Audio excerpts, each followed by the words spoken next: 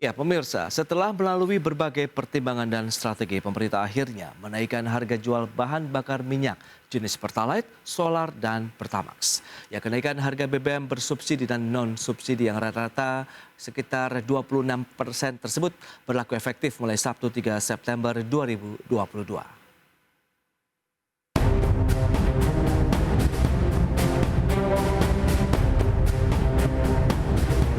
Saya sebetulnya ingin harga BBM di dalam negeri tetap terjangkau dengan memberikan subsidi dari APBN. Tetapi anggaran subsidi dan kompensasi BBM tahun 2022 telah meningkat 3 kali lipat dari 152,5 triliun menjadi 502,4 triliun rupiah, dan itu akan meningkat terus. Dan lagi, lebih dari 70% subsidi justru dinikmati oleh kelompok masyarakat yang mampu, yaitu pemilik mobil-mobil pribadi. Mestinya uang negara itu harus diprioritaskan untuk memberikan subsidi kepada masyarakat yang kurang mampu. Dan saat ini pemerintah harus membuat keputusan dalam situasi yang sulit. Ini adalah pilihan terakhir pemerintah, yaitu mengalihkan subsidi BBM. Sehingga harga beberapa jenis BBM yang selama ini mendapat subsidi akan mengalami penyesuaian. Demikian pernyataan Presiden Joko Widodo terkait keputusan pemerintah setelah berupaya sekuat tenaga untuk melindungi masyarakat dari gejolak harga minyak dunia. Namun beban subsidi yang teramat besar dari APBN yang meningkat 3 kali lipat menjadi 502,4 triliun rupiah membuat pemerintah harus menempuh kebijakan sulit, yaitu menaikkan harga bahan bakar minyak atau BBM jenis Pertalite, Solar, dan Pertamax. BBM jenis Pertalite naik menjadi Rp10.000 per liter dari sebelumnya Rp7.650 per liter. Kemudian BBM jenis Solar menjadi Rp6.800 per liter dari sebelumnya Rp5.150 per liter. Sedangkan untuk BBM non-subsidi jenis Pertamax, pemerintah juga menaikkan dari sebelumnya Rp12.500 per liter menjadi Rp14.500 per liter. Lantas sejauh mana dampak kenaikan harga BBM tersebut terhadap daya beli masyarakat dan laju inflasi nasional ke depan? Simak pembahasan lengkapnya sesaat lagi.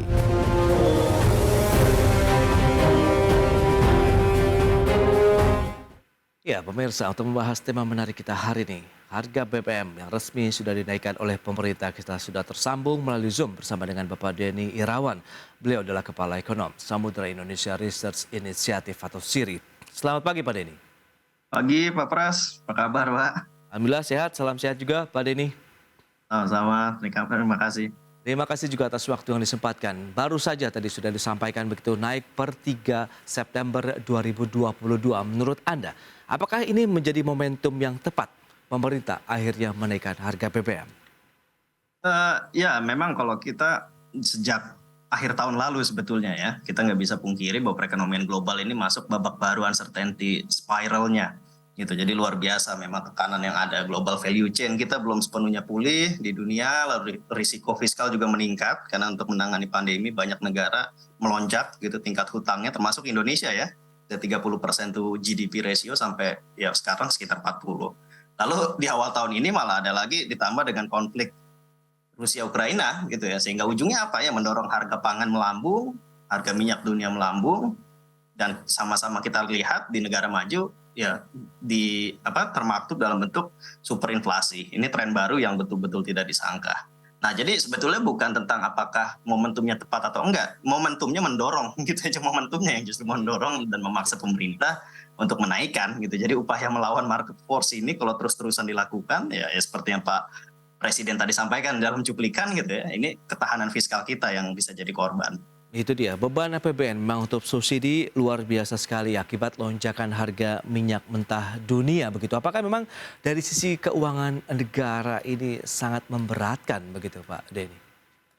Hmm, ini sebetulnya ada dua dampak selalu kalau harga minyak yang naik. Yang pertama itu kan sebetulnya pemerintah masih to some extent menghasilkan juga ya, Indonesia punya sumur meskipun secara net sudah net importer untuk minyak. Betul. Pemerintah dapat fiscal windfall, ini juga diakui oleh Bu Menkeu. Jadi keseimbangan primer pemerintah APBN itu hingga akhir Juli 316 triliun. Jadi sebetulnya ada windfall uang masuk juga cukup banyak. Dananya to some extent ada. Tapi kalau diteruskan, nah ini marketnya yang jadi concern gitu ya. Karena memang ada istilahnya menuju ekonomi yang semakin bagus, semakin maju. Pertanyaannya apakah subsidi ini akan terus jadi budaya dan bagian dari perekonomian kita misalnya gitu. Jadi tanda kutip ya kita perlu membuat Indonesia juga secara ekonomi semakin dewasa gitu. Dan ini memang khas negara berkembang kan subsidi BBM ini. Jadi apa yang bisa dilakukan, saya lihat pemerintah justru sebenarnya ingin lebih fokus pada alokasi anggaran yang dampaknya jangka panjang. Oke. Mungkin lebih pada investasi-investasi jangka panjang sehingga meskipun dananya agak ada ruang sebetulnya, tapi ya apakah betul BBM ini tepat untuk terus disubsidi? Nah, pertanyaan besarnya lebih ke sana sepertinya kalau saya lihat. Baik, tapi kalau kita coba bedah satu persatu dari kenaikan harga BBM ya, Pertalite naik 30% begitu menjadi 10.000 dari sebelumnya sekitar 7.650, di mana ini adalah salah satu jenis BBM yang paling banyak penggunanya begitu. Anda melihat ini menjadi suatu hal yang akan menekan masyarakat ke depan? Kalau daya beli jelas ya gitu, karena dari apa yang terjadi kenaikan harga tentu cost gitu ya, daya beli akan turun secara umum. Tapi sebenarnya sudut pandangnya juga berbeda gitu. Kalau kita bedah dulu nih, pemerintah pro subsidi atau anti subsidi sih misalnya gitu ya, kalau mau taruh di titik ekstrim. Subsidi BBM ini memang yang jadi pertanyaan kan narasinya adalah bahwa seringkali kita sampaikan salah sasarannya ini kan. Ya. Tapi kalau dari sisi subsidinya sebetulnya ini salah satu bentuk kebijakan yang sangat universal. Karena nggak pandang kelas kan, betul bisa dinikmati yang bawah, menengah, dan atas. Dan kalau kita bicara tentang masyarakat kelas menengah atau bahkan kelas atas, itu kan multipliernya terhadap ekonomi besar. Jadi sebetulnya tetap menjaga subsidi, ya, kalau dari sudut pandang itu tidak salah juga. Jadi memang konteksnya ini adalah ketika mulai dinaikkan, kenapa harus naik? Ya karena anggaran, gitu ya, karena pemerintah memang nggak sanggup lagi untuk extend lebih panjang, dan juga untuk jaga daya beli. Tapi bahwa ini akan melemahkan, ya jelas, gitu. Pasti ada dampaknya ke arah sana. Oke, itu dari sisi Pertalite. Kemudian solar juga dinaikkan begitu. Kalau kita lihat dari prosentasenya itu sekitar 32% menjadi 6.800 dari sebelumnya di 5.150. Nah, kalau bicara mengenai solar berarti di situ ada sektor yang mendominasi pengguna dari solar sendiri, transportasi, kemudian logistik. Nah ini dia, apakah ini juga akan terdongkrak naik yang juga nanti akan ikut juga meningkatkan kembali harga-harga entah itu pangan ataupun jenis lainnya di masyarakat? Nah, ini perlu dipahami terlebih dahulu dari nature-nya Pak. Gitu. Jadi bahwa untuk industri logistik itu terbagi dua dan marketnya sangat jelas gitu bedanya. Jadi untuk industri logistik yang sudah tanda kutip terorganize, skalanya besar, perusahaan formal, ya tentu memang sudah konsekuen tidak pakai BBM subsidi sejak awal. Oke.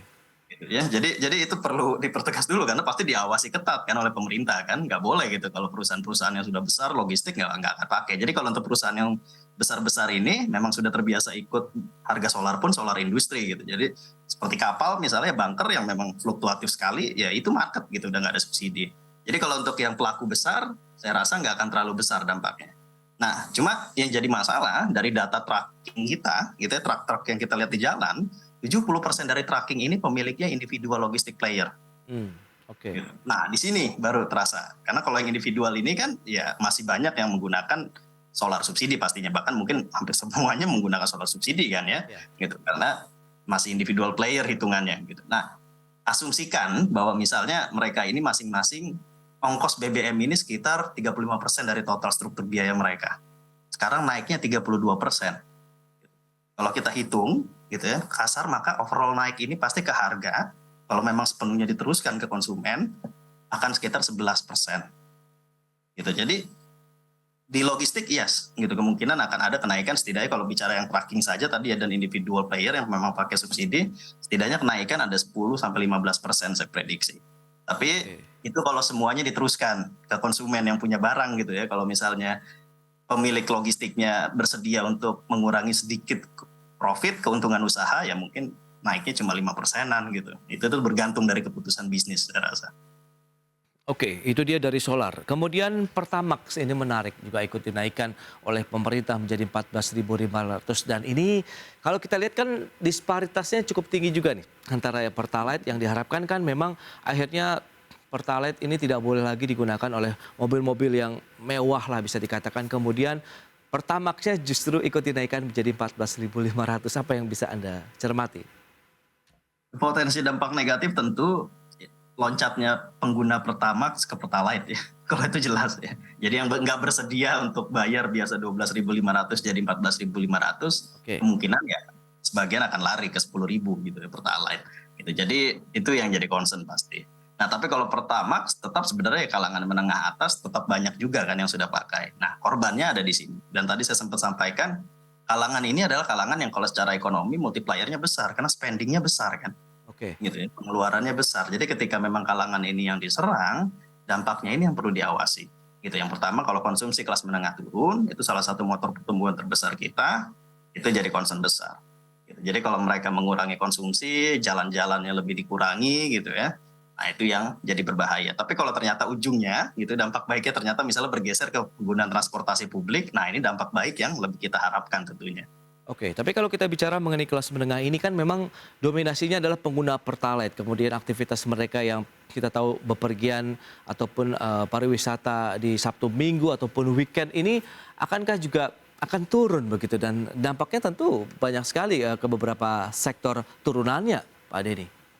Setuju Pak, makanya. Jadi ujungnya adalah bagaimana pemerintah bisa ikut mengatasi kalangan-kalangan yang menengah atau sedikit di bawah kalangan menengah tapi di atas masyarakat miskin atau tidak mampu. Oke. Gitu. Ini kalangan-kalangan yang tadi ini yang tanggung ini gitu istilahnya bahwa oh mereka masih pakai Pertamax terlalu berat jadi pakai Pertalite. Tapi ujungnya Pertalite-nya naik ya konsumsi mereka terpaksa berkurang gitu ya, terutama yang menggunakan alat transportasi. Selain itu juga dampak turunan ke harga-harga yang akan jadi concern. Gitu. Jadi memang pasti ada gitu ya penurunan dan sejauh ini kan ini kalangan yang untuk kalangan yang ini tidak ada bantuan spesifik seperti bansos atau BLT kan. Nah itu yang jadi concern. Jadi bagaimana kita masih tunggu program dari pemerintah untuk kalangan yang tadi ini ya tidak bisa dibilang kelas menengah tapi tidak bisa juga dibilang miskin misalnya. Secara keseluruhan bagaimana dengan kenaikan BBM ini berdampak terhadap inflasi meskipun bulan lalu kemarin ada deflasi dan ikut menurunkan juga laju inflasi secara tahunan tapi Anda melihat trennya bagaimana dengan laju inflasi dengan kenaikan harga BBM? Kalau kita bicara tentang barang-barang impor dan tren inflasi di luar negeri yang sudah luar biasa ya, jauh di atas Indonesia, ini kan menunjukkan bahwa beberapa bulan terakhir pemerintah memang betul menggunakan APBN sebagai buffer. Oke. Gitu. Jadi nggak masuk nih ke dalam negeri kenaikan harga yang ada di luar. Ya, pemerintah berjuang dari sisi itu ya kita apresiasi, menjaga supaya konsumsi tetap bisa baik, gitu ya, masyarakat tetap kesejahteraannya tidak turun.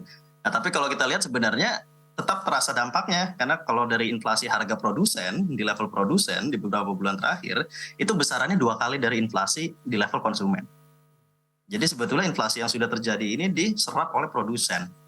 Gitu. Dan biasanya kalau produsen menyerap itu ya tadi keuntungan bisnisnya turun, gitu dan itu jadi concern pasti kan karena itu yang membuat pasar kita menggeliat tentunya adanya peluang usaha tadi kan keuntungan bisnis. Nah ketika misalnya ini surplus usaha turun, kalau tidak mau diturunkan yang biasanya jadi korban masyarakat gitu misalnya ukuran atau kualitas dari produk yang dihasilkan dikurangi seperti kita tahu bahan makanan gitu seperti coklat atau apa makin hari makin kecil. Nah ini yang dampaknya akan terjadi kalau misalnya tidak dipass-through dan karena memang market belum mengizinkan misalnya gitu ya bahwa oh pesaing saya belum naikin harga kalau saya naikin bahaya ya udahlah kualitasnya aja saya turunkan gitu ya berganti kepada yang lebih murah gitu misalnya bahan baku.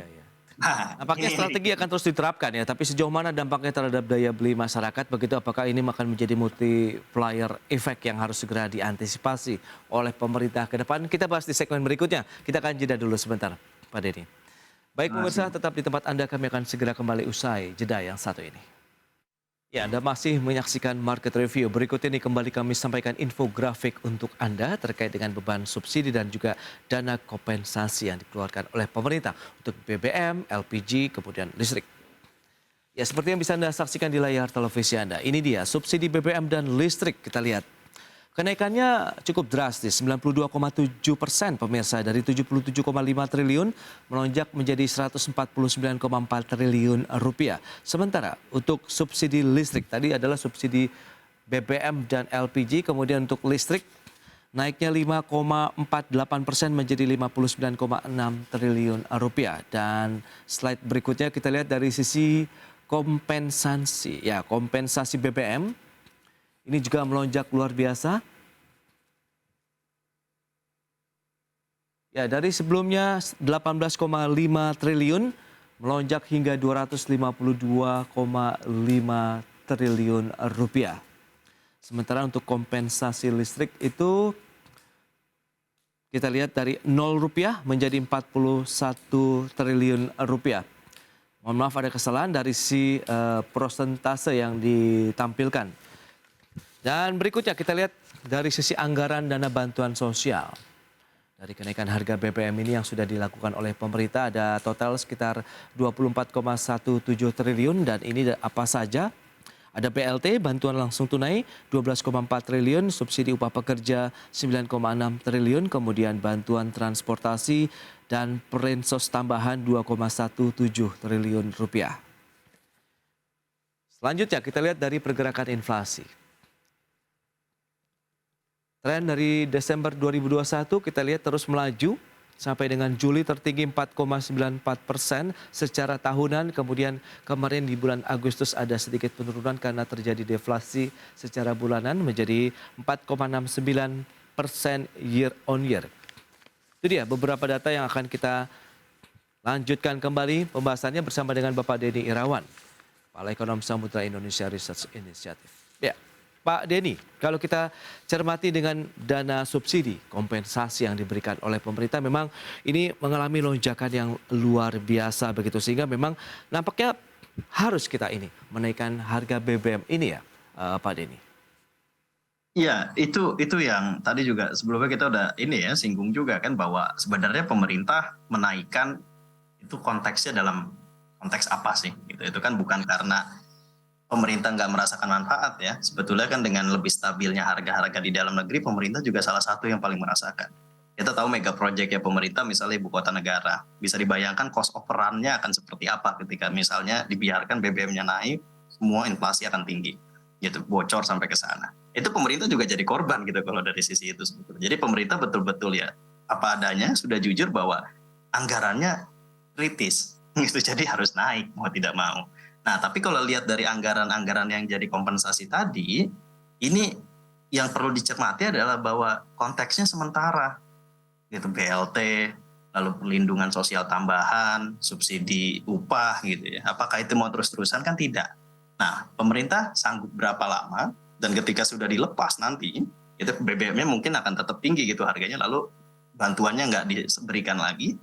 Ini apakah langsung anjlok gitu. Jadi sebenarnya ini kan cuma untuk smoothing kalau saya melihat bantuan-bantuan ini, bukan dampaknya jangka panjang dan fokusnya pada peningkatan produktivitas gitu. Nah, fokus yang itu ini yang perlu dilihat nih. Iya, strategi pemerintah untuk betul-betul membuat orang yang tadi di kalangan bawah ini lebih produktif, pendapatannya lebih tinggi. Nah, ini strategi yang ininya gimana? Nah itu dia, kalau kita lihat dengan kondisi yang ada tadi, dana perlindungan sosial, subsidi upah, BLT dan lain-lain begitu memang sifatnya sementara. Dan lantas bagaimana dengan jangka panjangnya begitu terhadap masyarakat sendiri apabila nanti kebutuhan pokok sudah mulai mengalami kenaikan, belum lagi ditambah dengan tadi producer price sendiri kan ini masih mencoba ditahan nih.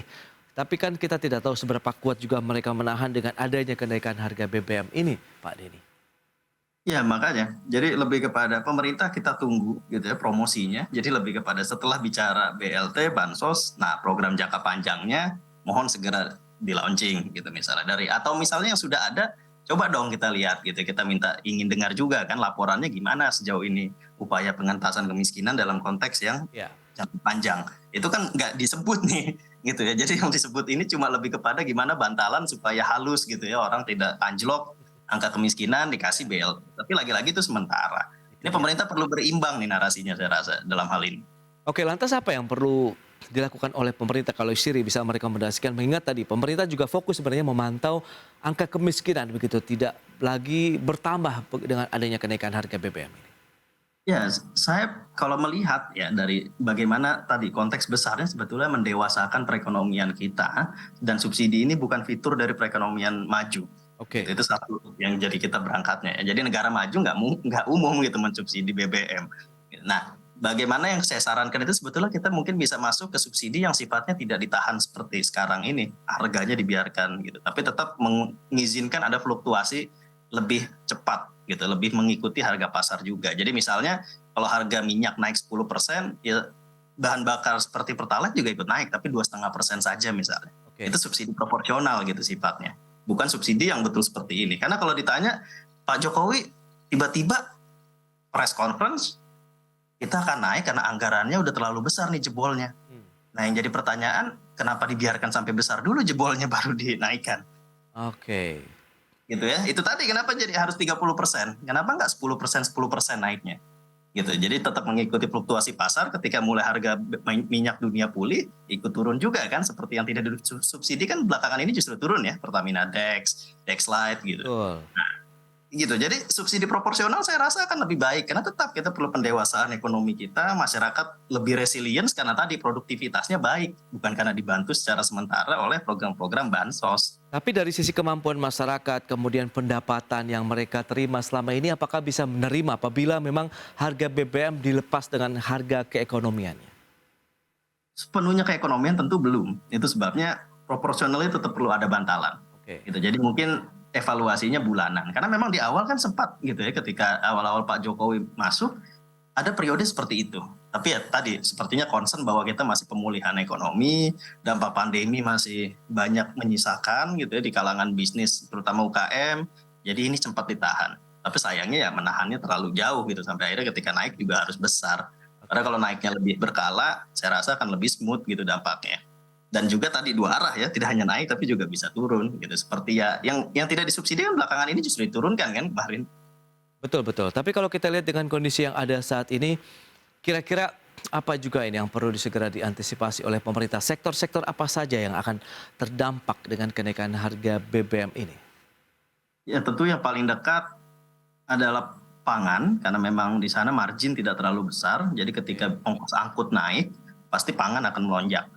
Gitu ya, karena pangan-pangan jelas itu 9 bahan pokok atau bahan-bahan penting lainnya yang dikonsumsi masyarakat sehari-hari. Selain itu ya masuk tadi logistiknya gitu. Jadi memang yang berkaitan dengan pengguna langsung BBM sampai akhirnya baru di lapis kedua dan lapis ketiganya. Nah untuk industri saya rasa tadi ya karena realnya bahwa mereka kan memang formal tidak boleh pakai gitu manufaktur itu tentu harus pakai solar industri segala macam tapi penyelewengan masih ada. Oke. Itu juga diakui oleh pemerintah gitu. Nah ketika ini naik tentu mereka jadi ikutan naik kosnya gitu. Jadi manufaktur juga perlu diwaspadai. Nah selain itu apa ya tadi itu yang berkaitan dengan proyek-proyek pemerintah sendiri yaitu sektor konstruksi gitu karena kalau biaya pembangunan jalan, perbaikan sekolah, lalu ya tadi ibu kota negara juga sedang dibangun besar-besaran. Oke. Ini kalau naik cost overrun-nya akan luar biasa dampaknya. Pembangunan kita terhambat, Pak. Baik Pak Denny, lantas bagaimana terakhir ini ujungnya untuk dari sisi apa ya laju pertumbuhan ekonomi Indonesia? Anda melihat bagaimana? Akankah ikut tergerus juga? Selama ini perekonomian kita cukup resilient itu karena proporsi trade gitu ekspor dan impor kita tidak terlalu besar terhadap GDP. Gitu. Nah, motor kita bertumbuh, konsumsi masyarakat domestik. BBM naik membuat konsumsi masyarakat most likely melemah. Jadi ya harus diakui bersama pasti the growth will suffer. Akan ada penurunan sedikit. Gitu ya, bantalan disediakan tapi tadi itu bantalan, bukan betul-betul obat produktivitas jangka panjang gitu. Jadi ketika konsumsi ditekan ya trennya berlaku umum. Tapi ini juga ya tadi bukan kabar baik ya, cuma bahwa Indonesia tidak perlu sedih karena memang trennya seperti ini juga di negara lain kan. Ketika naik ya naik semua, kita merasakan naik kan bukan cuma Indonesia ya, harga minyaknya kan harga minyak internasional. Jadi secara tren memang penurunan akan squeezing gitu berkurang dan Indonesia kali ini ya nggak bisa lepas gitu dari itu. Kita akan kena dampaknya juga. Itu dia pembahasan menarik ya terkait dengan kenaikan harga BBM ini dari semua sektor sudah kita bahas, inflasi, kemudian tadi pertumbuhan ekonomi dan konsumsi masyarakat yang juga harusnya menjadi fokus pemerintah ke depan. Seperti yang Anda katakan tadi kita tunggu nanti bagaimana next-nya ya langkah pemerintah begitu untuk jangka panjang bagi meningkatkan konsumsi rumah tangga ataupun sektor usaha di tanah air. Baik, Pak Denny, terima kasih banyak atas waktu dan sharing yang Anda berikan untuk pemirsa Sama-sama, Pak. IDX Channel hari ini. Selamat melanjutkan aktivitas Anda kembali. Salam sehat, Pak Denny. Sama-sama Pak Pras, terima kasih. Ya, baik pemirsa, 1 jam sudah saya menemani Anda dalam program Market Review. Saya Prasetyo Wibowo beserta kerabat kerja yang bertugas undur diri. Terima kasih dan sampai jumpa.